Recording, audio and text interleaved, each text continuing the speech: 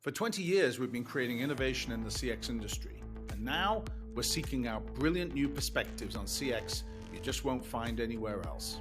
I'm Richard Owen. Welcome to the CX Iconoclast.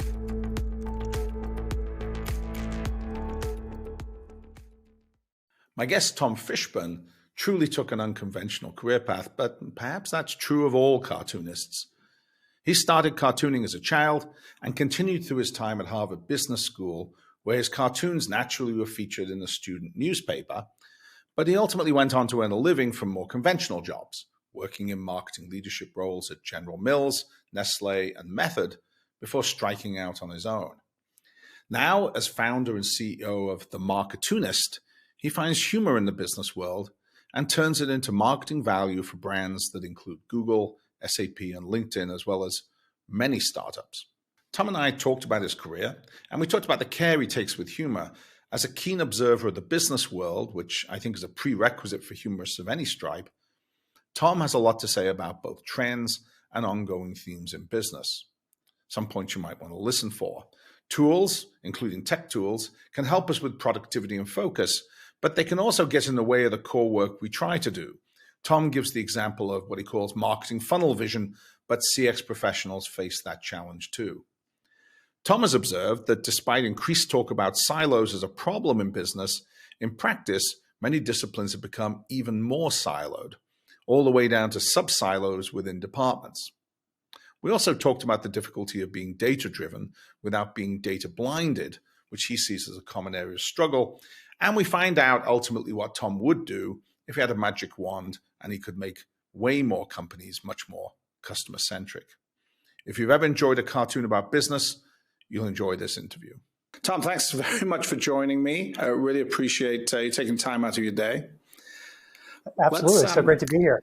Let's go way back in time. So, because let's just say from the get-go, your career path and choice is not the most orthodox one, and so much better for it. If memory serves, you did start with a very orthodox career path, right? But somehow you got into cartooning on the side. Can you tell us a bit more about how that all happened? Absolutely, yeah. The cartooning was a bit of my own my own form of therapy as I was following along on the traditional path. I started drawing cartoons weirdly at Harvard Business School. We had a student newspaper. Because that's what people do. That's what people think of as being Harvard Business School. Oh, that's the natural feeder school for cartoonists. Yeah, for cartoonists. And I always loved cartoons, but I never really had published them before. And we had this student newspaper, a lot of inside jokes, and I just fell in love with the medium of cartoons and a lot of things about being a student, making fun of classes, that type of stuff. And then when I graduated, I went to work at General Mills, and that's really when I started the cartoons, because I really loved what I was doing at General Mills, but it was such a big company, and I found a lot of things. It was similar dynamic in some ways, because as business school, because I was part of a class. We were all joining at the same time, and some of the ways a big company like that would function, we were all sort of reacting to. So I just started a new cartoon called Cartoonist about marketing. I thought it would just be for my coworkers, and it started to build an audience pretty quickly. And I started to get responses from lots of other companies, and I found out there's a lot more in common than difference. And later on, it basically followed my career path as I went to Nestle. I was at a smaller consumer packaged goods company called Method. I was interim CMO at Hotel Tonight, which is now part of Airbnb. Those were all sort of my traditional marketing jobs. And then cartooning was initially a hobby and eventually turned into what I do. Yeah, so pretty much the norm, right? What people do out of it. I still love that sort of opening remark that you were at Harvard Business School and you were cartooning. Just not your everyday story. But so it wasn't something you necessarily got into, much younger. It wasn't like a teenage thing that you were out of. It stemmed from business. Were you when you started this, was the inspiration just the work you were doing at Harvard and realizing perhaps the humor associated with what people were doing at business? Yeah, there was a part of me. So I always loved cartoons, And actually, as a kid, I dreamt that I could be a cartoonist someday, but I literally kept everything I did to myself. I didn't feel comfortable when I was younger doing anything for the high school paper or the college paper. It was just sort of this, I would kind of always doodle in the margins. And so in business school, it was kind of the same thing at first. And then a friend of mine was editing the school paper. I happened to mention to him I always wanted to be a cartoonist, and he was like, "Oh, you should do something." And I put it off for a really long time. He just kept needling me about it, and finally, I just sketched something down literally in a class, and he put it in the paper, and people started reacting to it right away. And then I kind of got hooked. It came less from business topics per se right away, and more just the feeling that I was on this path with a whole bunch of other people, and we were all sharing the same inside jokes. And so it was more about the camaraderie of it for me, the fact that we could all laugh together at the same situations. That's what really hooked me. And in a way, that's kind of what's continued. It went from my classmates to the marketing community at large to feeling like, marketing, it's changed so much in the last 20 years I've been doing this cartoon. And I feel like we're all constantly figuring out what's, how to handle and react to whatever's coming at us. And there's the collective nature of it that I like, trying to find the things that are funny in that we're all kind of going through together. So there's the common thread for me. And we connected because you were good enough to do some cartoons on Net Promoter Score and CX, which were very popular back in the day. And I think it was a lot of fun working on that. And as a communication medium, we're deluged by communication, right? I mean, people are writing, and here we are doing a podcast. So we're part of the deluge, but somehow cartoons are scarce. It's not like you can look through waves and waves of them. And they introduce ideas in a very different and much more accessible way. What appealed to me at the time was everyone was saying the same things in the same format. And there was an opportunity to communicate some big ideas in ways that hadn't been done before and that would stick with people, that would, engage people very differently. And I think it did. At the time, I think there was a series of, was it 6 or 9, something like that we ended up doing? I think so. I'm remembering 9, but I could be wrong. Yeah, and they caught on with people, and you probably have them somewhere. I'm not sure where I have them, but it's probably worth us digging it up given this podcast here. But there's a serious point to all of this, right? At the end of the day, one of the things I enjoy about your work is, to some extent, you're not holding back on the state of marketing. I mean, what makes it funny is that it's so absurd, right? And presumably people find it amusing because they recognize the reality of what you're doing in their day jobs. That's what appeals to me, actually, is finding a way to kind of hold up the mirror to show how absurd it can sometimes be. Sometimes, particularly, I think, in marketing, but I think it's true for any career, you can get focused on your day-to-day and you miss the big picture. With the whole idea of CX, it's interesting because we can sometimes be in a bit of a marketing ivory tower and forget what the actual consumer experience is like on the other side. And so I love looking for ways that I can bring that disconnect to life. So that was pretty appealing to me. And like I was saying, it was initially a hobby. It was a kind of a fun once a week thing for me. And meeting you actually came at a pretty important time because I hadn't really thought that this would turn into a business. And working with you, you were one of the first organizations I ever worked with. And finally, a light bulb went off for me that this could be a bigger shift. And a few years later, I quit my job and started doing it full time. Yeah. So we should have bought shares in Tom Fishburne Inc. It would have been a smart play. Looking back now, though, what does it say about the state of marketing? So a lot of your cartoons really draw attention to the fact that marketing is, let's say, absurd, right? People are sitting in rooms coming up with either, and I think it's a consistent theme through what you do, they're either coming up with ideas that are absurd on the surface. I mean, they're putting this to a group of people, and the humor is that that's clearly not going to work. It clearly makes no sense.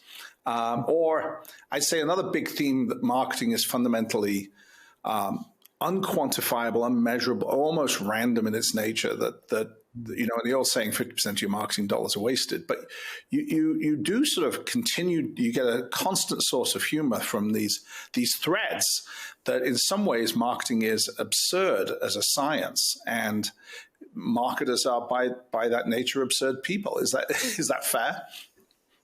Part of that I would say is fair. The part that marketing is a discipline. There are a lot of absurd situations to parody. I never have a shortage of material, but I always try the sense of humor I always try to take with it is less laughing at marketers and more laughing at myself as a marketer. That it's not really about marketers being absurd people. It's marketers being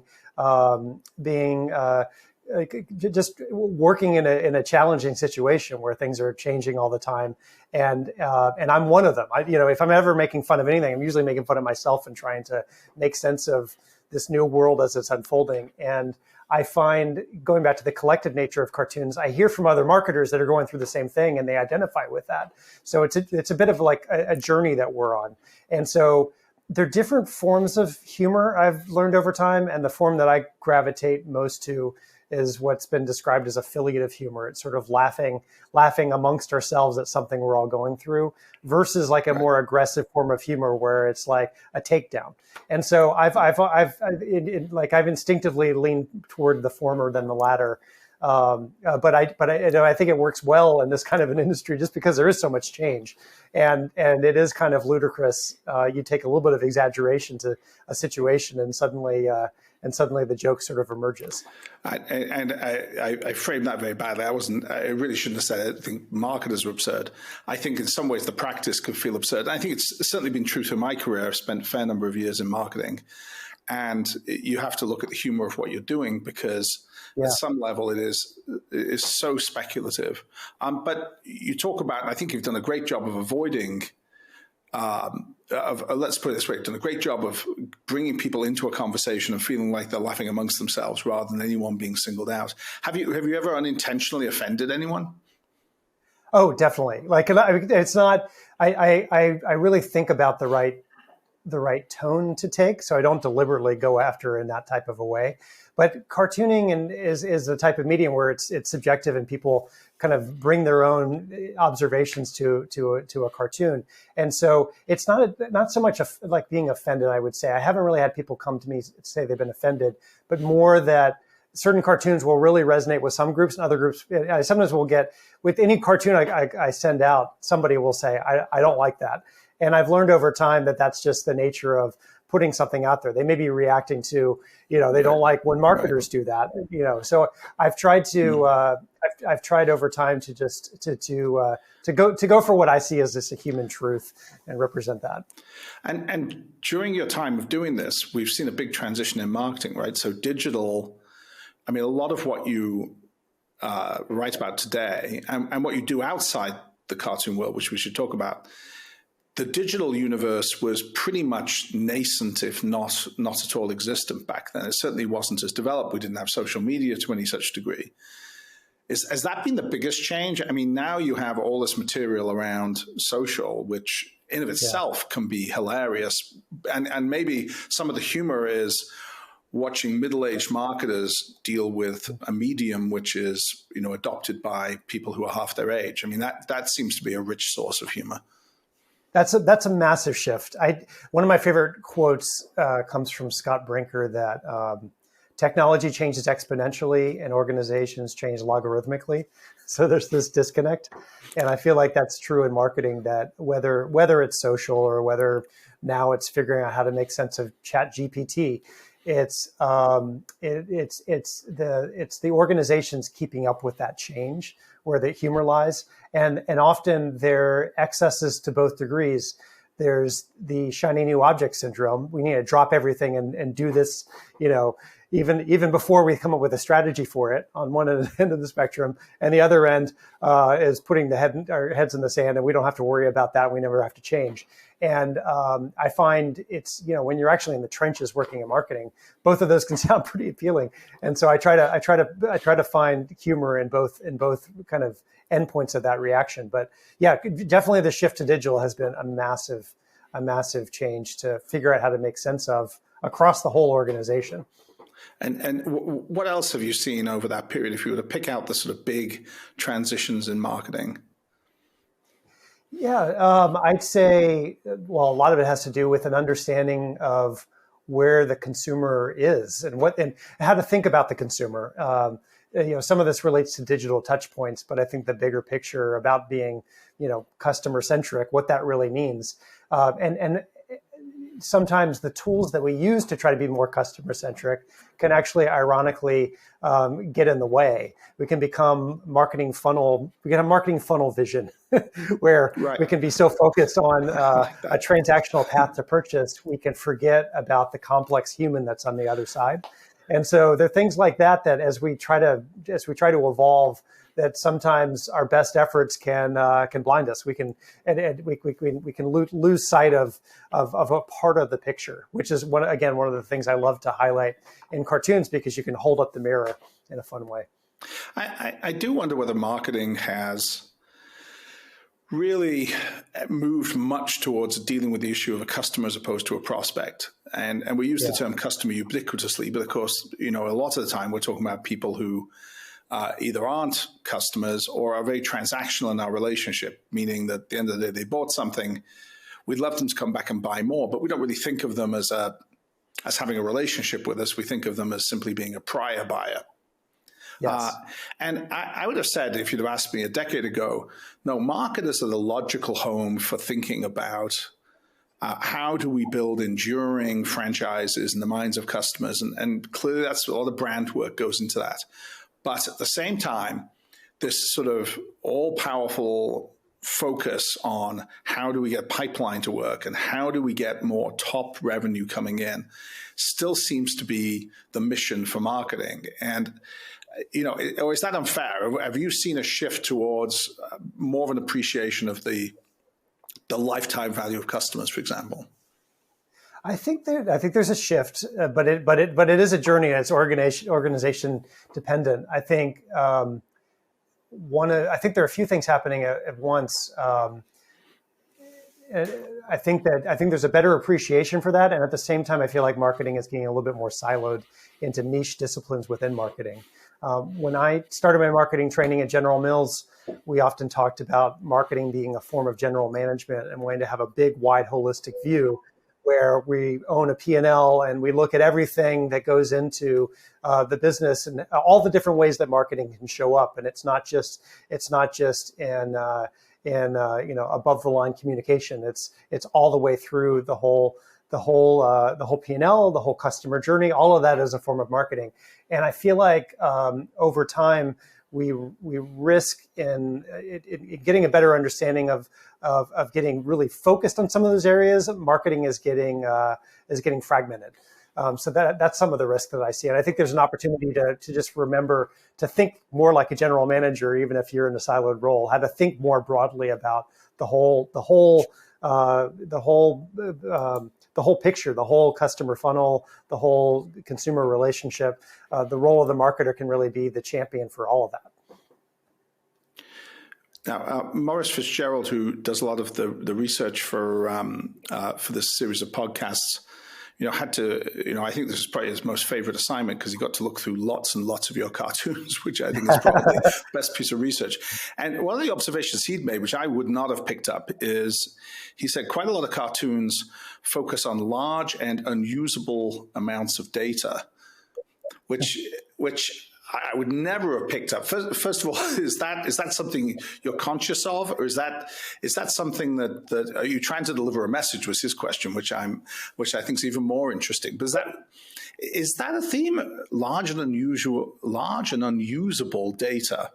That's interesting. I never would have thought to put it that way. I've definitely drawn a lot of cartoons about organizations. Particularly when big data was such a buzzword, organizations focused on the collection of everything without as much of an emphasis on what insight you're trying to get out of the data. So that I feel like has been a theme. I feel like I've definitely had a theme about being data driven without being data blinded.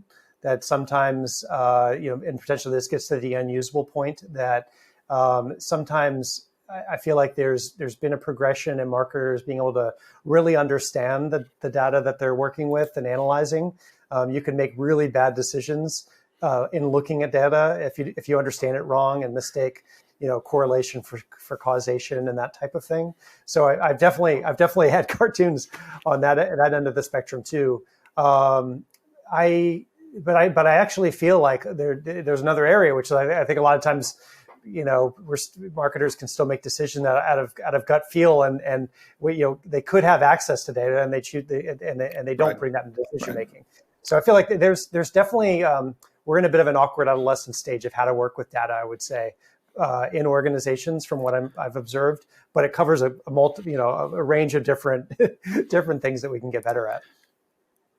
Changing topics for a second, talk a bit about the work you do outside cartooning, because it's so easy to focus on that because it's the most visible piece of work. One thing I would like you to touch on is the research notes you write, because I think this is something that gets overlooked. When you publish,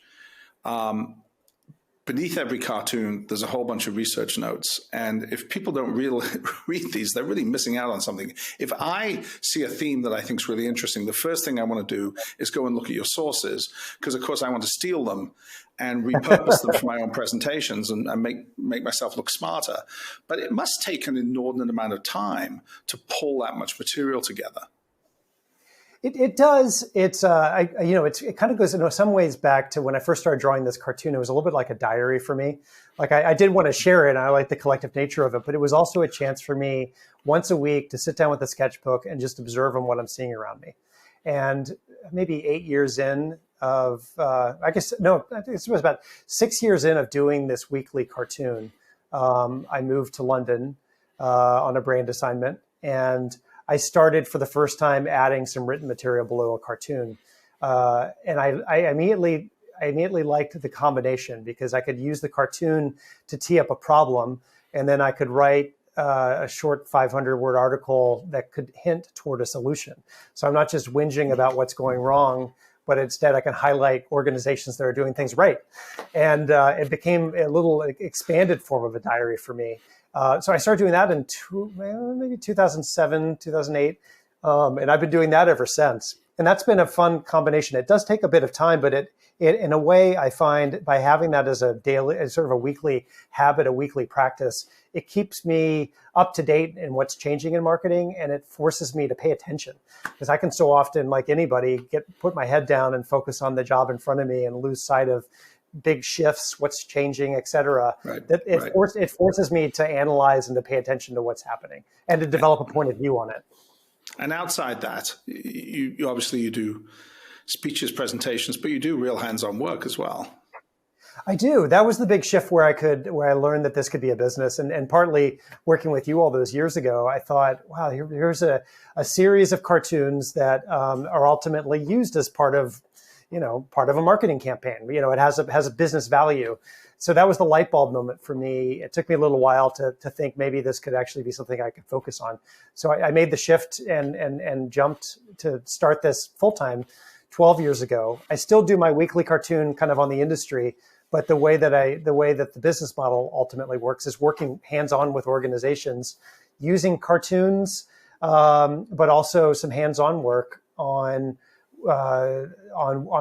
whatever their business objectives are. And one of the common threads has been how a sense of humor can really be an underappreciated leadership skill that can help organizations communicate, but also drive change within their organizations.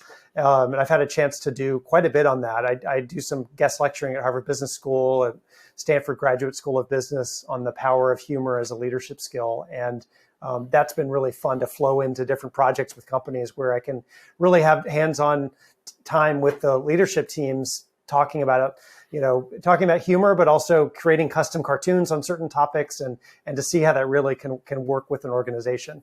So that's been a lot of fun. I've worked with maybe over 200 organizations by now. It's amazing.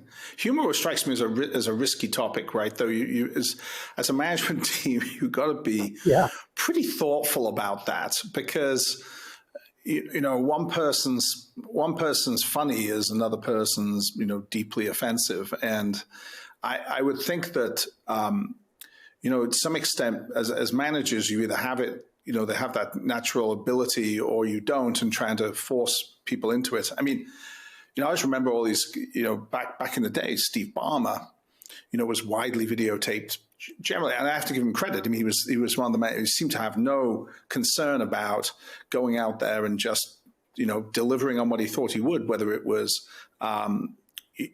punching the air or doing a silly dance or trying to inject something different into his presentations. Elon Musk famously has used dance as a communication mechanism. I'm not sure what we should make of that. Humor sort of falls into that same category, which is, be very careful. It's maybe it's not for you, but as an idea that the organization could embrace. Well, why don't you answer that? I mean, is it something that every company should be trying?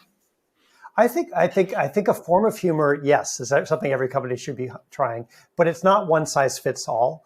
I think the vast majority of occasions where humor can lead either an individual or an organization astray is using a form of humor that's inappropriate for the circumstance. I mentioned affiliative humor earlier, kind of laughing amongst ourselves at a situation we're already going through.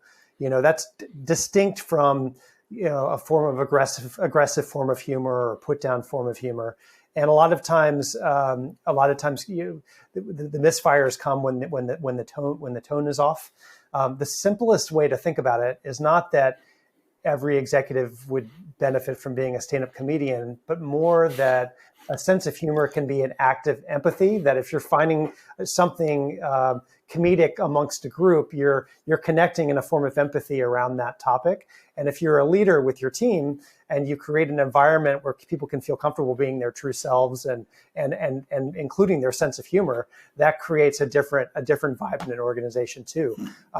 I've started doing a bit of an experiment whenever I speak at a company or a conference. I do a form of a New Yorker style cartoon caption contest, and I have people, submit caption ideas for a cartoon.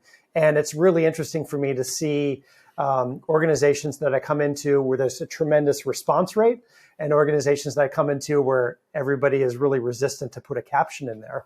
And I think that there is a linkage in between the comfort level of being funny with our colleagues and how comfortable we are sort of sharing our ideas in our organization. Like, it's a real barometer for the culture, I would say. So I think it's not one size fits all, and I think there's room for more of it because there's this vibe in some ways, better too serious than sorry. In some ways, right. If you can find the right balance for your organization, it can have even a greater impact because you're standing out versus the way the vast majority of organizations operate. Yeah, well, and maybe CX teams ought to think about it as a communication medium. I remember famously years ago, the team at Symantec made a sales promotional video about how CX data could help salespeople, and they spoofed a pharmaceutical commercial with all the usual pharmaceutical commercial paraphernalia, if you like, and a particular type of pharmaceutical that you could probably guess. And it was really sort of breakthrough because no one had ever done anything like it, and it got the message across very, very effectively. And so I think there's a difference between leaders trying to, as you say, trying to maybe push it too far or trying to become a stand-up comedian, and the idea of humor as a communication medium within the company to get a point across and have it connect with people. I really like it. And I think that, goodness knows, I mean, after the last few years in COVID, we all need a change of scene. And if work isn't fun, then what are we doing it for?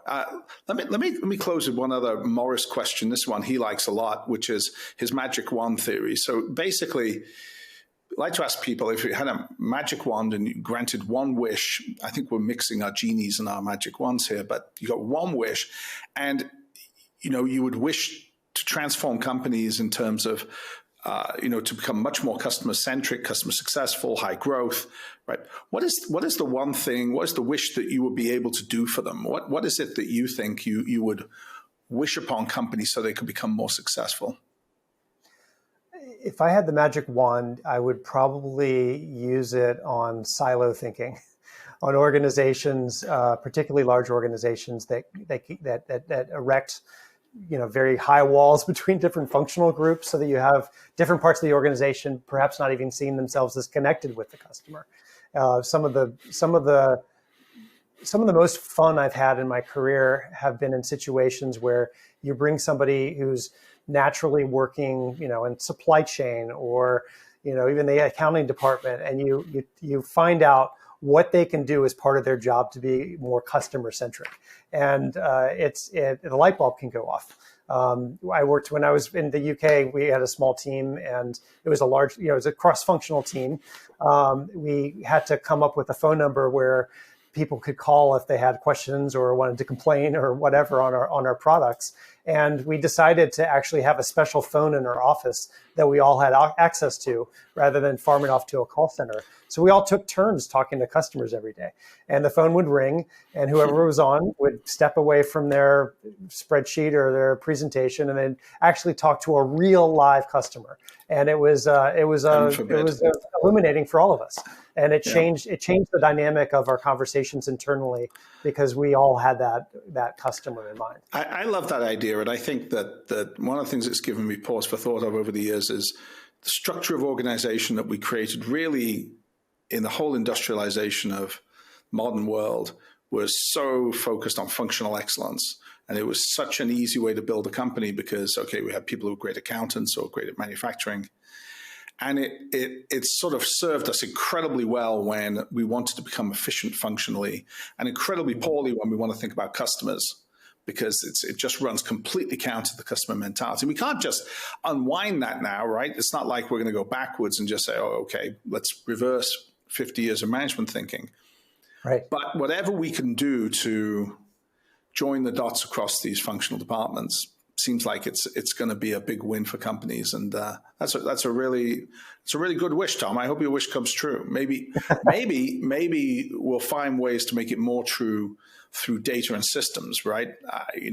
I think at the end of the day, if we can help people get better information, better perspective, they'll make better decisions. But also, there's obviously got a human element. We got to get people together if that's going to happen. A bigger topic for another day is whether or not work from home is going to change that in a worse way. We're going to find less reasons to, connect with people who have different perspectives because we're funneled into these different meetings. Sure. Yeah, but then we'll have more time to read your cartoons and your writings. So that's a positive, I suppose. Tom, it's been an absolute pleasure to see you. Thank you very much for taking the time.